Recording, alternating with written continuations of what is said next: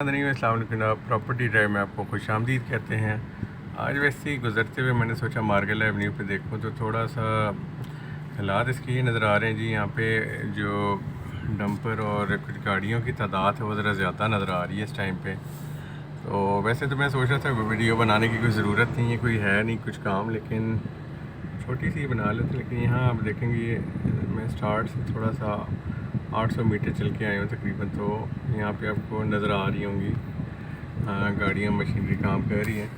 थोड़ा सा एक्सप्लोर कर लेते हैं। पूरी वीडियो बड़ी लंबी नहीं बनाऊँगा, लेकिन देखते हैं क्या हालात बन रहे हैं इसके। ऑन ग्राउंड ये काम की स्पीड जो है, अगर उस साइड पे सीधे हाथ पे मैं देखूँ रोड की कोई कारपेटिंग या इस तरह की कोई चीज़ नज़र नहीं आ रही, वैसी की वैसी ही जैसे मैं पहले वीडियोस में बताता रहा हूँ। तो वीडियो बनाने नहीं आया था, बस मैं वैसे यहाँ से गुज़र के जा रहा था और अभी मैंने कहा चले देख लेते हैं, आपको दिखा भी लें कि क्या हालात बन रहे हैं। और ये इस पर वही उन जगहों से हम गुज़रेंगे जो पहले भी हम गुज़रे हैं। देख सकते हैं आप जी, शटरिंग लगी हुई है यहाँ पे और काम चल रहा है जी। बिल्कुल इसको गहरा करने का काम हो रहा है।